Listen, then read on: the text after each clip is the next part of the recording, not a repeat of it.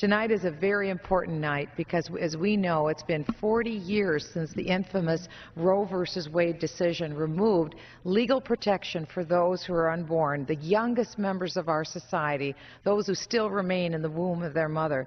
And since that time, numerous groups, Mr. Speaker, have risen up to restore that protection to the unborn and to educate the public about the issue that we all know is abortion, and to provide compassionate service, both to those who need alternatives to abortion and those who need healing after abortion.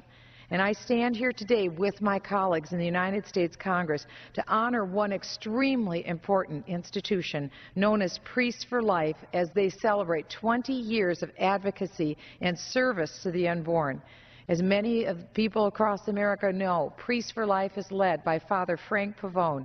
He is one of the strongest voices for the unborn.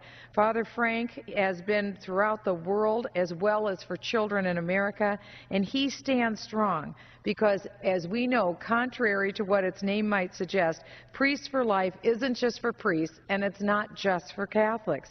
The work of Priests for Life has enabled Americans of every walk of life, every ethnicity, every faith background, every political affiliation to awaken their consciences about the life issue, to speak up for the unborn. And here's just a few of the outreach efforts, Mr. Speaker, that Priests for Life have been involved in.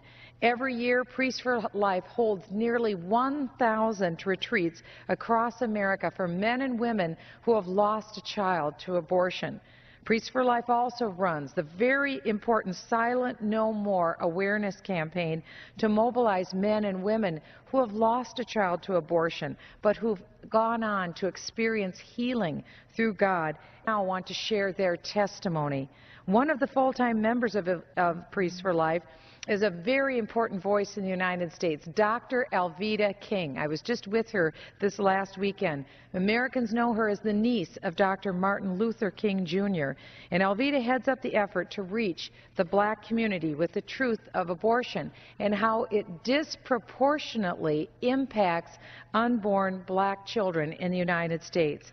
Priests for Life also sponsors a nonpartisan voter registration drive focused on saving innocent human life and helping to heal the hurts of men and women as they are post-abortive. Through churches, they distribute voter guides, they train clergy on what they can do within the limits of the law to foster political responsibility. Now, it's very difficult to find any national initiative in the pro-life movement that either Father Frank Pavone or Priests for Life are somehow not deeply involved in. For example, February of this year, 2012, Priests for Life launched a lawsuit against the Health and Human Services mandate, which we've heard much about this evening, that requires job creators to offer health insurance coverage for morally objectionable practices. And this mandate is an enormous affront to our First Amendment religious liberty rights in the United States, and it needs to be stopped because never before has this government, Mr. Speaker, required a job creator to provide insurance that includes contraception, abortion-causing pills, or sterilizations. No organization, no American, Mr. Speaker, should have to violate their religious beliefs because of this president's health care dictates.